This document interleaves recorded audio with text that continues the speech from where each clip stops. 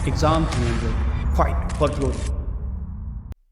नमस्कार दोस्तों, स्वागत है आपका एग्जाम 300 यूपी में। आज के इस लेक्चर में हम भारतीय राज्य व्यवस्था में संविधान के स्रोत, संविधान की निर्माण प्रक्रिया और संविधान सभा में जो समितियां बनाई गई थी संविधान के निर्माण हेतु वो देखेंगे। ये लेक्चर इलाहाबाद हाईकोर्ट आरओ और यूपी पीसीएस के लिए लाभकारी होगा। तो शुरू करते हैं। सबसे पहले देखते हैं संविधान के स्रोत क्या थे। तो संविधान के स्रोत में जो सबसे बड़ा स्रोत था वो था भारत शासन अधिनियम 1935 का। ये हम पिछले लेक्चर में पढ़ चुके हैं। 1935 को हमने डिटेल में देखा है, आपने नहीं देखा हो तो देख लीजिए। फिर ब्रिटेन के संविधान से हमने कई प्रावधान लिए, यूएसए के संविधान से लिए, आयरलैंड के संविधान से लिए, कनाडा, ऑस्ट्रेलिया, दक्षिण अफ्रीका और सोवियत संघ तथा जर्मनी, जापान और फ्रांस के संविधान से भी हमने कई सारे जो अधिनियम है या नियम है वो लिए। तो एक एक करके अब इनको विस्तार से देखते हैं। सबसे पहले देखते हैं कि जो भारत शासन अधिनियम 1935 से लिए गए प्रमुख उपबंध कौन कौन से हैं। तो भारत शासन अधिनियम 1935 से हमारे संविधान में न्यायपालिका, अध्यादेश जो राष्ट्रपति की ऑर्डिनेंस लाने की पावर होती है वो, क्या है, कंट्रोलर ऑडिटर जनरल, लोक सेवा आयोग का गठन, आपात उपबंध, प्रशासनिक विवरण, राज्यपाल तथा संघीय व्यवस्था। तो ये सारे जो है ये सभी हमने 1935 के अधिनियम से लिए हैं। अगला है विदेशी स्रोत। तो विदेशी स्रोत में सबसे पहले ब्रिटेन के संविधान से लिए गए प्रावधान। तो संसदीय शासन प्रणाली, संसदीय विशेषाधिकार यानी कि जो संसद के सदस्य होते हैं उनको जो विशेषाधिकार प्राप्त होता है, और जो संसद में जो कार्रवाई होती है उसके ऊपर जो है जुडिशरी जो है, जो कोर्ट्स है या सुप्रीम कोर्ट है, वो कोई भी एक्शन नहीं ले सकती, उसका रिव्यू नहीं कर सकती। ये संसदीय विशेषाधिकार में आता है। विधि का शासन, विधि प्रक्रिया, एकल नागरिकता। आपको पता होगा यूएसए में जो है वो डुअल सिटीजनशिप है, मगर हमारे यहाँ एकल नागरिकता है। यूएस में आपकी राज्य की भी नागरिकता होती है और यूएस की नागरिकता तो होती है, बट हमारे देश में सिर्फ एक ही यानी कि देश की नागरिकता है। फिर मंत्रिमंडल प्रणाली यानी कि कैबिनेट जो होता है वो कैसे बनेगा, और द्विसदनात्मक व्यवस्था यानी कि दो सदन होते हैं। जैसे हमारे देश में लोकसभा है और राज्यसभा है। लोकसभा को निम्न सदन कहते हैं और राज्यसभा को उच्च सदन कहते हैं। वैसे ब्रिटेन में दो हाउसेस हैं, पहला है हाउस ऑफ कॉमन्स और दूसरा है हाउस ऑफ लॉर्ड्स। तो हाउस ऑफ कॉमन्स जो है वहाँ पे रिप्रेजेंटेटिव जाते हैं जो कि चुने हुए जो होते हैं वो हाउस ऑफ कॉमन्स में जाते हैं, और हाउस ऑफ लॉर्ड्स में जो होते हैं वहाँ पे ज्यादातर जो इनके रॉयल जो मोनार्की से रिलेटेड लोग होते हैं वो होते हैं। अगला है संयुक्त राज्य अमेरिका के संविधान से हमारे संविधान में क्या क्या लिया गया। तो संयुक्त राज्य अमेरिका के संविधान से हमारे संविधान में मूल अधिकार, प्रस्तावना का विचार लिया है। प्रस्तावना की जो भाषा है वो ऑस्ट्रेलिया के संविधान से ली है। तो ये क्वेश्चन कंफ्यूजिंग हो जाता है और कई बार पूछा भी गया है कि प्रस्तावना का विचार किससे लिया और प्रस्तावना की भाषा किससे ली। तो प्रस्तावना का विचार लिया है यूएस के संविधान से, और प्रस्तावना की जो भाषा है वो ऑस्ट्रेलिया के संविधान से ली है। राष्ट्रपति पर महाभियोग की प्रक्रिया यूएस के संविधान से ली है। स्वतंत्र न्यायपालिका यानी कि जो हमारा संसद है, ये जो संसद की जो प्रणाली है वो न्यायपालिका से पृथक होगी, और जो संसद है उसका कोई भी जो पावर होगी वो न्यायपालिका के ऊपर नहीं होगी। तो स्वतंत्र न्यायपालिका ये हमने यूएस के कॉन्स्टिट्यूशन से लिया है। फिर न्यायिक पुनरावलोकन यानी कि जिसे जुडिशियल रिव्यू भी कहते हैं। तो अगर सुप्रीम कोर्ट चाहे तो कोई अगर नियम या कोई अधिनियम बनाया गया है जो कि संविधान के जो बेसिक फंडामेंटल स्ट्रक्चर है उसको वायलेट करता है, तो न्यायिक पुनरावलोकन जो है सुप्रीम कोर्ट कर सकता है और उसको स्ट्रक डाउन भी कर सकता है। अगला है लोक जनहित याचिका यानी कि पब्लिक इंटरेस्ट लिटिगेशन। जो लोक के हित यानी कि जन साधारण के हित में जो जनहित याचिका डाली जाती है, इसका विचार भी हमने संयुक्त राज्य अमेरिका से ही लिया है। उपराष्ट्रपति का पद ये भी अमेरिका के उससे लिया है। वित्तीय आपातकाल जो फाइनेंशियल इमरजेंसी होती है, अभी तक इंडिया में लगी हुई नहीं है एक भी बार, ये भी हमने इसका भी जो उपबंध है वो संयुक्त राज्य अमेरिका के सिद्धांत से ही लिया है। और संविधान की सर्वोच्चता, ये भी संविधान की सर्वोच्चता भी हमने यूएस के संविधान से लिया है। नेक्स्ट है आयरलैंड के संविधान से हमने क्या क्या लिया है। तो आयरलैंड के संविधान से हमने राज्य के नीति निर्देशक तत्व लिए हैं, जो TPS directive principle of state policies ये लिए हैं।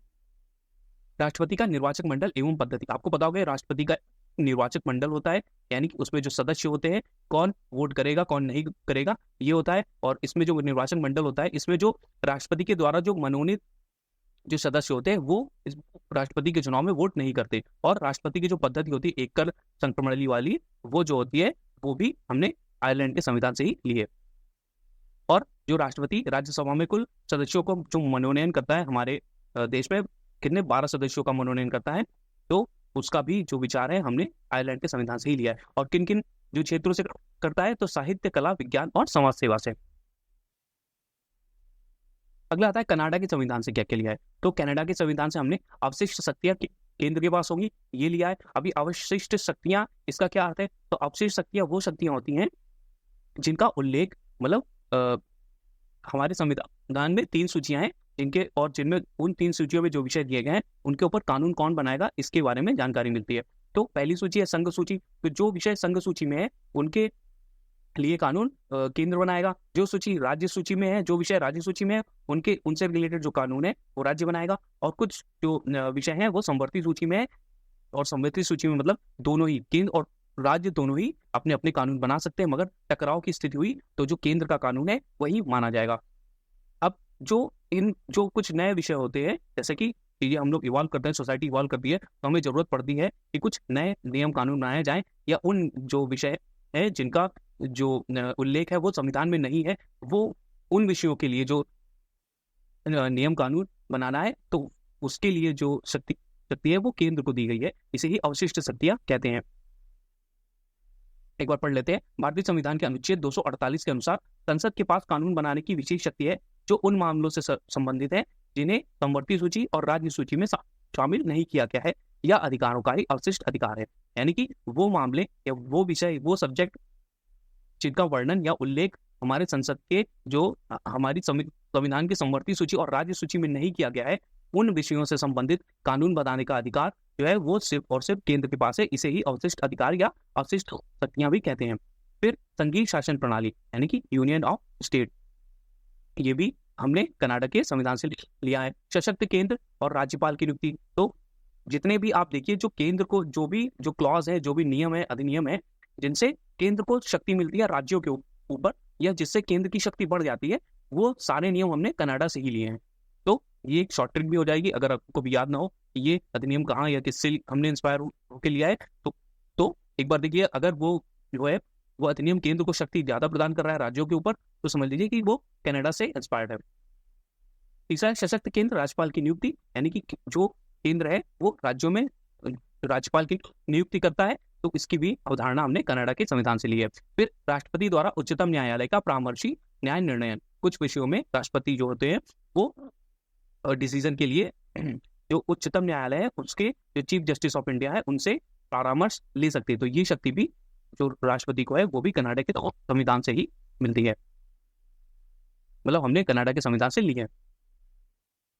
अगला है ऑस्ट्रेलिया के संविधान से। तो ऑस्ट्रेलिया के संविधान से हमने समवर्ती सूची का प्रावधान लिया है। समवर्ती सूची क्या है? समवर्ती सूची में वो विषय हैं जिनके बारे में कानून राज्य सरकार और केंद्र सरकार दोनों बना सकती है, जैसे कि हेल्थ डिपार्टमेंट हो गया, शिक्षा हो गया, जैसे कि आपने डिफरेंट बोर्ड्स पढ़े होंगे, यूपी बोर्ड हो गया, एमपी बोर्ड हो गया, बिहार बोर्ड हो गया, इसी तरह सीबीएसई बोर्ड है, आईसीएसई बोर्ड है। तो आप देखेंगे एक तरफ राज्य का भी बोर्ड होता है और अपना सेंटर का भी बोर्ड होता है शिक्षा से रिलेटेड। इसी तरह से आप देखेंगे कि एम्स जैसे होता है उनका निर्माण केंद्र करवाता है, बट जो जिला में जो आपके हॉस्पिटल्स होते हैं, जो अस्पताल होते हैं, उनका निर्माण राज्य करवाता है। तो जो अस्पताल हो गया और या शिक्षा हो गई, तो ये सब जो है ये समवर्ती सूची में आते हैं। प्रस्तावना की भाषा, अभी हमने देखा था प्रस्तावना का विचार हमने यूएस के कॉन्स्टिट्यूशन से लिया था, पर प्रस्तावना की भाषा जो है वो हमने ऑस्ट्रेलिया के संविधान से ली है। शक्तियों का विभाजन, तो ये भी हमने ऑस्ट्रेलिया के संविधान से ली है, केंद्र और राज्यों के बीच शक्तियों का विभाजन। संसद के दोनों सदनों की संयुक्त बैठक जो आर्टिकल 108 के अंतर्गत होती है, तो संसद के दोनों सदनों की संयुक्त बैठक ये भी हमने ऑस्ट्रेलिया के संविधान से लिया है। और ये भी कई बार पूछा जाता है कि संसद के जो दोनों सदनों की संयुक्त बैठक होती है वो आर्टिकल 108 है, मगर उनको आहूत कौन करता है, यानी कि बुलाता कौन है। तो संसद के दोनों सदनों की जो संयुक्त बैठक होती है उसको बुलाने का अधिकार राष्ट्रपति के पास है, मगर उसका जो अध्यक्ष कौन होता है, यानी कि उसको चेयर कौन करता है, तो वो करता है लोकसभा का अध्यक्ष। अगला है दक्षिण अफ्रीका के संविधान से हमने कौन कौन से उपबंध लिए हैं। तो दक्षिण अफ्रीका के संविधान से हमने संविधान संशोधन की प्रक्रिया को लिया है और राज्यसभा के सदस्यों का निर्वाचन, तो ये दोनों चीजें ली हैं। इनमें से संविधान संशोधन की प्रक्रिया ये कई बार पूछा गया है, तो संविधान संशोधन की प्रक्रिया हमने दक्षिण अफ्रीका के संविधान से ली है। अगला है सोवियत संघ या रूस से हमने क्या क्या लिया है। तो रूस से हमने मूल कर्तव्य लिए हैं, जो मूल अधिकार थे वो हमने यूएस से लिए हैं, और जो मूल कर्तव्य है वो हमने सोवियत संघ से लिए हैं। और प्रस्तावना में सामाजिक, आर्थिक, राजनीतिक तथा राजनीतिक न्याय का जो आदर्श है ये भी हमने सोवियत संघ से लिया है। तो ये मूल कर्तव्य काफी इंपॉर्टेंट हो जाता है। तो मूल कर्तव्य हमने रशिया से लिया है, और जो मूल जो अधिकार है वो हमने जो है वो यूएस के संविधान से लिया है। फिर आता है जर्मनी का वाइमर सिद्धांत, अब संविधान, उससे हमने क्या लिया है। तो ये जो जर्मनी का वाइमर संविधान था ये लगभग 1930 के आसपास आया था। इसका जो एक बहुत ही आर्टिकल 48 था, जो कि यहाँ पे लिखा हुआ है देखिए, कि जो कि वाइमर सिद्धांत को प्रेसिडेंट को पावर दे देता था इमरजेंसी की पावर्स, यानी कि आपातकाल लगाने की पावर्स। इसका ही जो इस्तेमाल था वो हिंडनबर्ग ने किया था, और इसी का इस्तेमाल जो है वो हिटलर ने भी किया था। तो जर्मनी के वाइमर सिद्धांत से हमने आपातकाल के दौरान मूल अधिकारों का निलंबन, यानी कि आपातकाल जैसे ही लगेगा तो आपके जो कुछ मूल अधिकार है 20 और 21 को छोड़ के वो अपने आप ही स्वतः ही जो होते हैं वो खत्म हो जाते हैं, समाप्त हो जाते हैं। ये जो था, ये जो है ये हमने वाइमर सिद्धांत से लिया है, जो कि जर्मनी से है। तो आपातकाल के जो उपबंध है वो हमने कहाँ से लिया है, जर्मनी से लिए। अगला है फ्रांस के संविधान। तो फ्रांस के संविधान से हमने क्या क्या लिया है, तो स्वतंत्रता, समानता और बंधुत्व का जो सिद्धांत है वो हमने फ्रांस के संविधान से लिए हैं, और गणतंत्रात्मक व्यवस्था ये भी फ्रांस के संविधान से लिए हैं। फिर है जापान के संविधान से क्या लिया, तो जापान के संविधान से हमने विधि द्वारा स्थापित प्रक्रिया इसको लिया। अब ये विधि द्वारा स्थापित प्रक्रिया क्या है, तो अगर कोई संसद में कानून लाना है, कोई अधिनियम बनाना है उनको, तो उसके लिए एक सेट ऑफ प्रोसेस है, मतलब ये प्रोसेस इस तरीके से होगी, इसी तरीके से होगी। उसके अलावा कोई प्रोसेस के थ्रू हम कोई अधिनियम बनाने की कोई सरकार कोशिश करती है, तो उस जो अधिनियम है उसको अमान्य घोषित कर दिया जाएगा। देखते हैं, विधि द्वारा स्थापित प्रक्रिया का अर्थ है विधायिका या संबंधित निकाय द्वारा विधिवत बनाया गया कानून तभी मान्य होगा जब सही प्रक्रिया का पालन किया गया हो। यानी कि जो प्रक्रिया मतलब जो है आपकी संसदीय कार्य व्यवस्था में वर्णित है कि इस तरीके से ही कानून इन स्टेप्स को लेके ही बनेगा, तो उसी पूरे स्टेप्स को फॉलो करके ही जो कानून बनाया जाएगा वही मान्य होगा। अगर आपने जो प्रोसेस है उसको फॉलो नहीं किया तो वो कानून जो है वो अमान्य घोषित हो जाएगा। तो ये विधि द्वारा स्थापित प्रक्रिया, और ये हमने कहां से लिए, वो लिए जापान के संविधान से। अब देखते हैं संविधान का निर्माण कैसे। वर्ष 1934 में सबसे पहले एम.एन. रॉय जी ने पहली बार संविधान सभा के विचार का प्रस्ताव रखा, और ये संविधान सभा का कार्य क्या था, तो संविधान सभा का कार्य जो था वो होना था कि संविधान कैसे बनेगा, संविधान के अंदर क्या क्या आएगा, इन सब चीजों पर विचार करना और उसको कार्यान्वित करना, इसका जो जिम्मेदारी थी वो संविधान सभा को दी गई। तो 1934 में सबसे पहले एम.एन. रॉय जी ने पहली बार संविधान सभा का विचार रखा, ये पूछा भी गया है। वर्ष 1946 में कैबिनेट मिशन योजना के तहत संविधान सभा के गठन के लिए चुनाव हुए। भारत के संविधान का निर्माण संविधान सभा द्वारा किया गया। ये जो कैबिनेट मिशन वाला ये हमने पिछले लेक्चर में एक्सप्लेन किया है, देख सकते हैं। भारत की संविधान सभा में ने संविधान के निर्माण से संबंधित विभिन्न कार्यों के लिए कुल कितनी समितियों का गठन किया, तो कुल 22 समितियां बनी थी। ये भी पूछी गई है कि कुल समितियां कितनी बनी थी संविधान समिति, तो कुल 22 समितियां बनी थी, जिनमें से 8 प्रमुख समितियां थी, और उन 8 प्रमुख समितियों को हम पढ़ेंगे क्योंकि उन्हीं से क्वेश्चन पूछे जाते हैं। तो टोटल समितियां कितनी बनी थी संविधान की, तो टोटल जो संविधान समितियां बनी थी निर्माण के लिए वो 22 समितियां थी, ये भी इंपॉर्टेंट है। अब इंपॉर्टेंट 8 जो समितियां थी वो देखते हैं। सबसे पहले आता है पंडित जवाहरलाल नेहरू किन किन समितियों के अध्यक्ष थे, तो इनको संघ की शक्ति समिति थी, संघ संविधान समिति थी, और राज्य समिति थी। जहां पर भी आप संघ का शब्द देखें तो आप समझ लीजिए उसके जो अध्यक्ष थे वो पंडित जवाहरलाल नेहरू थे। तो संघ शक्ति समिति, संघ संविधान समिति और राज्य समिति, ये पंडित जवाहरलाल नेहरू जी के अध्यक्ष थे इन समितियों के। फिर आती है प्रांतीय संविधान समिति, तो प्रांतों का जो संविधान वो बनाना था उसके लिए सरदार वल्लभ भाई पटेल थे उसके अध्यक्ष। फिर मसौदा समिति, उसके जो अध्यक्ष थे वो थे डॉक्टर बी.आर. अम्बेडकर। फिर आता है सलाहकार समिति, इसमें सलाहकार समिति में इंपॉर्टेंट है तो मौलिक अधिकार, अल्पसंख्यकों और जनजाति तथा बहिष्कृत क्षेत्रों पर जो सलाहकार समितियां बननी थी उसके अध्यक्ष थे सरदार वल्लभ भाई पटेल जी। इसमें मौलिक अधिकार इंपॉर्टेंट है, अल्पसंख्यक ये भी इंपॉर्टेंट है, तो अल्पसंख्यक, जनजातीय तथा मौलिक अधिकारों की जो समिति थी उसके अध्यक्ष कौन थे, सरदार वल्लभ भाई पटेल। अब इन दोनों की कुछ उप समिति भी थी, उनके भी पूछे गए अध्यक्ष। तो मौलिक अधिकार जो उसकी मेन समिति थी उसके अध्यक्ष थे सरदार वल्लभ भाई पटेल, मगर मौलिक अधिकार की एक उप समिति भी थी, उसके अध्यक्ष थे जे.बी. कृपलानी जी। तो कृपलानी जी मौलिक अधिकार की उप समिति के अध्यक्ष थे। फिर अल्पसंख्यक की जो मेन समिति थी उसके लिए उसके अध्यक्ष थे सरदार वल्लभ भाई पटेल, मगर अल्पसंख्यक उप समिति के अध्यक्ष थे एच.टी. मुखर्जी जी।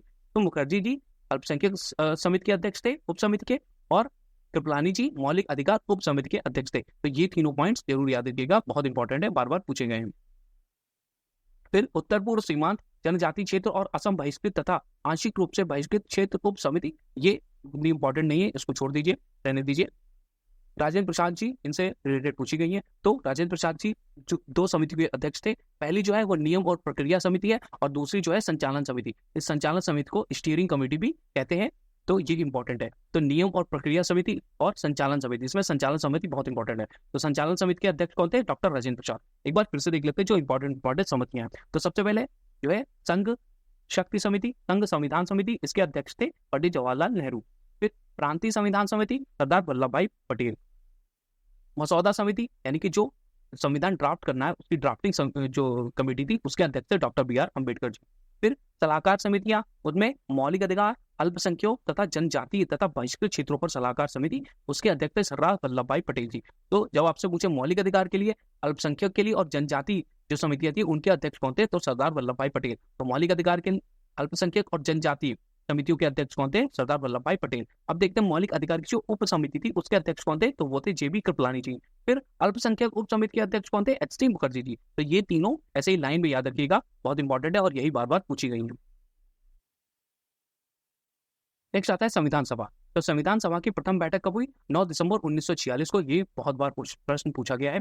पहली बैठक में उपस्थित सदस्यों की संख्या कितनी थी? तो 211 थी। ये उतनी इंपॉर्टेंट नहीं है, जो अगला पॉइंट है वो ज्यादा इंपॉर्टेंट है। संविधान सभा के सदस्यों में महिलाओं की कुल संख्या कितनी थी? ये कई बार पूछा गया है। तो संविधान सभा में कुल कितनी महिलाएं थी? तो 15 महिलाएं थी। ये बार बार पूछा गया है, कितनी महिलाएं थी संविधान सभा में? 15 महिलाएं। और पहली बैठक कब हुई संविधान सभा की? तो 9 दिसंबर 1946 को। अगला पॉइंट है डॉक्टर सच्चिदानंद सिन्हा जो थे वो संविधान सभा की प्रथम बैठक के अध्यक्ष थे। तो प्रथम बैठक के अध्यक्ष कौन थे, या अस्थायी अध्यक्ष इनको बोला जाता है? तो अस्थायी अध्यक्ष कौन थे? डॉक्टर सच्चिदानंद सिन्हा जी। तो पहली बैठक में ही जो होना था, तो बिना किसी को इलेक्ट किए पहली बैठक में अस्थायी अध्यक्ष बनाया गया डॉक्टर सच्चिदानंद सिन्हा जी को। आप देखेंगे जब लोकसभा की जो स्वेरिंग समिति होती है जहाँ पे सब शपथ लेते हैं, तो उसमें एक प्रोटेम स्पीकर बनाया जाता है, जो कि उस जो लोकसभा में जो चयनित जो भी लोग होते हैं उनमें से सबसे सीनियर मोस्ट जो होता है वो होता है। तो इसी तरीके से फिर उसके बाद जो होता है जब फिर अध्यक्ष का चुनाव किया जाता है, तो उसी तरीके से आप समझ सकते हैं कि एक ये प्रोटेम स्पीकर बन गए थे हमारे संविधान सभा के। तो पहली सभा के जो अस्थायी अध्यक्ष थे वो बने थे डॉक्टर सच्चिदानंद सिन्हा जी। उसके बाद जो था वो दूसरी बार जब बैठक हुई उसमें संविधान सभा का स्थायी अध्यक्ष चुना गया और बनाया गया डॉक्टर राजेंद्र प्रसाद जी को। तो दोनों ही पॉइंट इंपॉर्टेंट है। अस्थायी अध्यक्ष कौन थे? डॉक्टर सच्चिदानंद सिन्हा जी। और स्थायी अध्यक्ष कौन बने? डॉक्टर राजेंद्र प्रसाद। अगला पॉइंट है भारतीय संविधान के निर्माण की प्रक्रिया पूर्ण होने में समय लगा। तो ये कई बार पूछा गया और ये थोड़ा विवादित भी है। 2 वर्ष 11 महीने 18 दिन, कई जगह या कई बुक्स में 2 वर्ष 11 महीना 17 दिन भी दिया गया है। तो वो जो लास्ट बैठक थी जिसमें साइन किए गए थे, अपनाया गया था, उसको काउंट नहीं करते तो 17 दिन हो जाता है। अगर उस बैठक को भी काउंट कर लेते हैं तो मिला के 2 वर्ष 11 महीने और 18 दिन हो जाते हैं। तो दोनों ही ऑप्शन याद रखिएगा, 2 वर्ष 11 महीने 18 दिन, 2 वर्ष 11 महीने 17 दिन। संविधान सभा द्वारा भारतीय संविधान को स्वीकृत कब किया गया? तो 26 नवंबर 1949 को। और यही दिन क्यों चुना गया? क्योंकि 26 नवंबर 1930 में जो था जो लाहौर अधिवेशन होना था तो रावी नदी के तट पर, तो वहां पे झंडा फहराया गया था, इसलिए। भारतीय संविधान पूर्ण रूप से लागू हुआ था कब? 26 जनवरी 1950 को।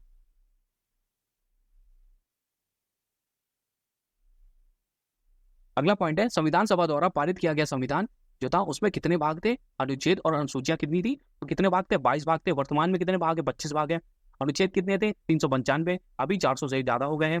और अनुसूचियां कितनी थी? तो 8 अनुसूची थी, अभी कितनी हो गई है? 12 अनुसूची। तो पहले 22 भाग थे, 395 अनुच्छेद थे और 8 अनुसूचियां थी। इनको याद कर लो, 22, 395 और 8, यानी कि 22 भाग, 395 अनुच्छेद और 8 अनुसूचियां। अगला पॉइंट है संविधान सभा के संवैधानिक सलाहकार कौन थे? तो संवैधानिक सलाहकार कौन थे? B N Rao ji. ये भी प्रश्न कई बार पूछा गया है कि संविधान सभा के संवैधानिक सलाहकार कौन थे? तो वो थे बी एन राव जी। संविधान सभा के प्रारूप समिति का गठन कब किया गया था? ये भी प्रश्न पूछा गया है। प्रारूप समिति का गठन किया गया था 29 अगस्त 1947 को। मतलब प्रारूप समिति का ही जो काम था वही काम था कि संविधान को कैसे ड्राफ्ट करना है, कैसे बनाना है, ये काम प्रारूप समिति ने ही किया था। तो इसका गठन कब किया गया? 29 अगस्त 1947 को।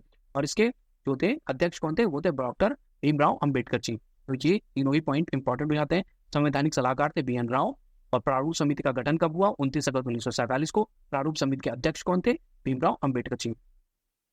संविधान सभा के प्रारूप समितियों में सदस्यों की संख्या कितनी थी, ये भी प्रश्न पूछा गया है। तो टोटल सदस्य जो थे वो 7 थे, इनमें से यानी कि एक अध्यक्ष थे और 6 जो थे वो सदस्य थे। तो एक अध्यक्ष कौन थे, वो थे डॉक्टर भीमराव अंबेडकर जी। तो अंबेडकर जी को मिलाकर कितने सदस्य थे, ये भी प्रश्न पूछा गया है कि डॉक्टर भीमराव अंबेडकर को मिलाकर कितने सदस्य थे। तो टोटल सदस्य हो जाएंगे 7, और अगर पूछे कि भीमराव अंबेडकर जी को छोड़कर कितने सदस्य थे तो हो जाएंगे 6। तो टोटल सदस्य कितने थे, 7, जिसमें की एक अध्यक्ष यानी कि डॉक्टर भीमराव अंबेडकर जी और 6 अन्य सदस्य।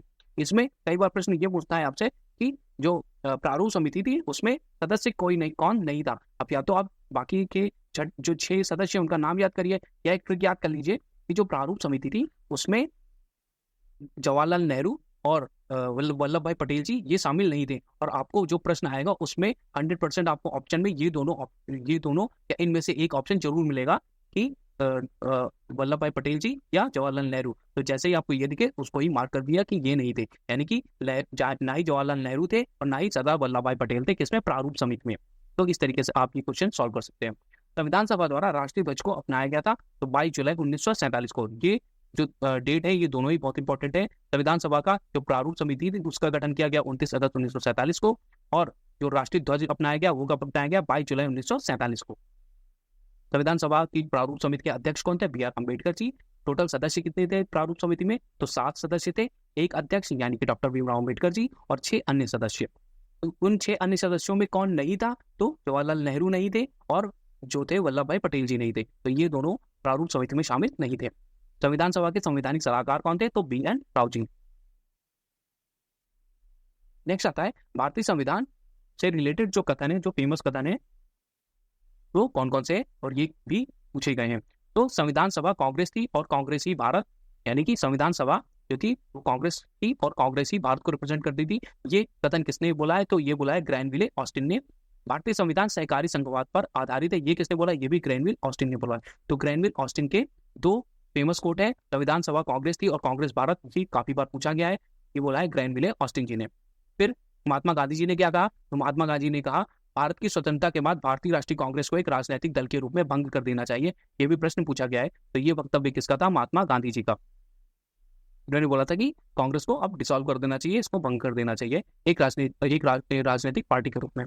भारतीय संविधान का निर्माण विश्व के विभिन्न संविधानों को छानने के बाद किया गया है, ये किसने बोला था, तो ये बोला था डॉक्टर भीमराव अंबेडकर जी ने। तो ये इनसे एक बार प्रश्न पूछा गया था कि मतलब ये जो संविधान है ये इतना लेंथी, इतना बड़ा कैसे हो गया, इतना विस्तृत कैसे हो गया। तो उसके जवाब में इन्होंने बोला था कि भारतीय संविधान का निर्माण विश्व के विभिन्न संविधानों को, इन्होंने जो भी वर्ल्ड के जो भी बेहतरीन जो बेस्ट संविधान है उनको पढ़ा, उनसे जो भी अच्छी चीजें थी जो हमारे देश के ऊपर लागू हो सकती थी वो सभी उन्होंने उससे ली। तो ये इन्होंने बहुत ही बेहतरीन काम किया डॉक्टर भीमराव अंबेडकर जी ने। भारतीय संविधान वकीलों के लिए स्वर्ग के समान है, ये किसने बोला था, तो आइवर जेनिंग्स ने। तो ऊपर के जो 3 स्टेटमेंट है ये काफी इंपॉर्टेंट है। पहला कि भारतीय स्वतंत्रता के बाद राष्ट्रीय कांग्रेस को भंग कर देना चाहिए, महात्मा गांधी ने बोला। संविधान सभा कांग्रेस थी और कांग्रेस भारत, ये ग्रैनविल ऑस्टिन ने बोला। ये तीनों इंपॉर्टेंट कोट हैं। अगला कोट है भारतीय संविधान कठोरता एवं लचीलेपन के मध्य एक अच्छा संतुलन स्थापित करता है। ये भी जो कोट है काफी बार पूछा गया है। तो ये बोला था केसी वेयर ने, यानी कि संविधान जो है वो कहीं कहीं पर कठोर भी है और कहीं कहीं पर लचीला है और कहीं कहीं पर दोनों के बीच भी है। तो ये बोला था केसी वेयर जी ने। केसी वेयर जी ने एक और बोला था भारतीय संविधान को अर्धसंघीय संविधान के रूप में भी बोला था। भारतीय संविधान निर्माण में कितना खर्च आया था, ये भी प्रश्न पूछा गया। आजकल डेटा से रिलेटेड काफी प्रश्न पूछा जा रहा है। आरओ में भी आपको कुछ अतरंगे क्वेश्चन मिल जाएंगे जो अजीब से होते हैं, आपको लगेगा ये कहाँ से पूछ लिया, तो ये ऐसे ही कुछ फैक्ट उठाते हैं। तो टोटल निर्माण में खर्च कितना आया था, तो 63,96,729 रुपए। तो आप एग्जैक्ट फिगर ही याद करो तो ज्यादा अच्छा है, बढ़िया रहेगा। 63,96,729। और अगर डेज पूछे कि कितने दिनों में बना था, तो 2 वर्ष 11 महीने और 18 दिन। कहीं कहीं अगर आपको 17 दिन लिखा हुआ है तो वो समझिए कि वो जो लास्ट बैठक हुई थी जिसमें सबने साइन किए थे उसको इंक्लूड नहीं किया जा रहा है। तो 2 वर्ष 11 महीने 18 दिन और 2 वर्ष 11 महीने 17 दिन, दोनों ही ऑप्शन ठीक है। और भारतीय संविधान में व्यय कितना हुआ बनाने में, 63,96,729 रुपए। अगला पॉइंट है, अब हम देखते हैं संविधान की प्रमुख विशेषताएं क्या हैं। जो हमारा संविधान है उसकी प्रमुख विशेषताएं क्या है। तो सबसे लंबा और लिखित संविधान है, ये अम्बेडकर जी ने खुद ही कहा था, क्योंकि विश्व के सर्वश्रेष्ठ जो संविधान थे उनको उन्होंने पढ़ा, उनसे उन्होंने मतलब एक तरीके से छाना, मतलब फिल्टर आउट किया जो भी हमारी कंट्री के ऊपर अप्लाई होता है और कंट्री के लिए, हमारी कंट्री के लिए बेस्ट है, उन सब चीजों को लिया उससे।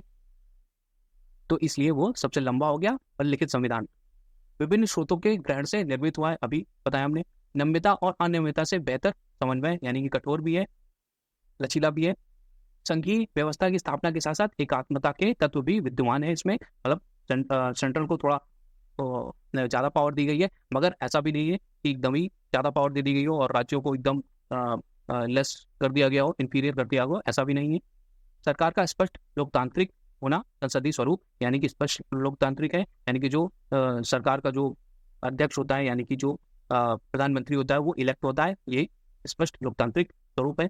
संसदीय संप्रभुता, विधायिका एवं न्यायिक सर्वोच्चता के मध्य समन्वय, यानी कि दोनों के जो कार्य हैं, दोनों की जो शक्तियां हैं, उनका क्लियर कट डिवीजन है, ये भी किया गया है। फिर एकीकृत एवं स्वतंत्र न्यायपालिका की स्थापना। एकीकृत क्या है? एकीकृत का मतलब है कि सबसे ऊपर जो हमारी है वो है सबसे ऊपर जो है वो सर्वोच्च न्यायालय है हमारा, उसके नीचे जो आते हैं वो आते हैं आपके हाई कोर्ट जो है उच्च न्यायालय आते हैं, और फिर जो आते हैं आपके वो जिलों के जो न्यायालय आते हैं वो आते हैं। तो इसी एकीकृत के मतलब एक पिरामिड जैसा बन जाता है। सबसे नीचे कई सारे जो है वो जिले वाले जो हमारे छोटे लोअर कोर्ट्स होते हैं वो हो गए, फिर उनके ऊपर हाई कोर्ट्स हो गए, फिर सबसे टॉप पे एक सुप्रीम कोर्ट हो गया। मूल अधिकारों का प्रावधान किया गया है, मूल अधिकारों का प्रावधान किया गया, और ये हमने किससे लिया है? तो ये हमने ये लिया है यूएस के संविधान से। राज्य के नीति निर्देशक सिद्धांत लिए और मौलिक कर्तव्य लिए हैं। तो ये जो राज्य के नीति निर्देशक तत्व लिए ये हमने कहाँ से लिए? तो आयरलैंड से लिए, और मौलिक कर्तव्य कहाँ से लिए? तो वो लिए हमने रशिया से। तो कर्तव्य लिए कहाँ से? रशिया से। अधिकार कहाँ से लिए हमने? यूएस से। और डीपीएसपी राज्य के नीति निर्देशक सिद्धांत वो कहाँ से लिए हैं? वो हमने आयरलैंड से लिए हैं। एक पंथ निरपेक्ष राज्य की स्थापना ये भी है, और ये पंथ निरपेक्ष का है क्यों है? यहाँ पे धर्मनिरपेक्ष क्यों नहीं है? तो धर्मनिरपेक्ष जो हमारी जो धर्म शब्द है वो एक्चुअल में उसका जो रियल अर्थ होता है उसका मतलब होता है वो कर्तव्य होता है या राइटियस बिहेवियर होता है। तो इसलिए जो धर्म है उसका थोड़ा अलग मीनिंग हो जाता है, मतलब एग्जैक्ट उसका जो वो है रिलीजन उसका एग्जैक्ट मीनिंग नहीं होता है धर्म का। तो इसलिए पंथ यहाँ पे लिखा गया है। तो हमारा जो देश है वो धर्मनिरपेक्ष नहीं बल्कि पंथ निरपेक्ष है। वयस्क मताधिकार पर आधारित लोकतंत्र है। पता है 18 वर्ष के जब आप हो जाते हैं तो आपको एक मताधिकार का मतलब वोटिंग का राइट मिल जाता है, और वो डिपेंड नहीं करता कि आप कौन है, क्या कहाँ से हैं, आपका जेंडर क्या है, इससे कोई रिलेशन नहीं होता है। आप 18 के हो गए, आप मत देने के लिए एलिजिबल हो गए। एकल नागरिकता की व्यवस्था है, एक ही नागरिकता हमें मिलती है, हमें राज्य की नागरिकता नहीं मिलती है, हमें देश की नागरिकता मिलती है। कुछ स्वतंत्र न्याय निकायों की स्थापना की, जैसे निर्वाचन आयोग हो गया, वित्त आयोग हो गया, संघ लोक सेवा आयोग हो गया, यानी कि ये जो है ये सब रेगुलेटिंग बॉडीज होती हैं। आपातकाल का प्रावधान है जो कि हमने वीमर वाले संविधान से लिया है जर्मनी के। त्रिस्तरीय लोकतांत्रिक सरकार की स्थापना। अब त्रिस्तरीय क्या है? मतलब केंद्र सरकार है, राज्य सरकार है और एक स्थानीय सरकार है। ये स्थानीय सरकार कहाँ की है? तो ये आपकी जो हो गई जिला पंचायत वगैरह, इन सबसे रिलेटेड। फिर सहकारी समितियों का भी प्रावधान हमारे में किया गया है। तो ये जो था ये पॉलिटी का सेकंड लेक्चर था संविधान से रिलेटेड। लेक्चर अच्छा लगा हो तो लाइक करें, शेयर करें और सब्सक्राइब करें। Thank you. वंदे मातरम। जय हिंद।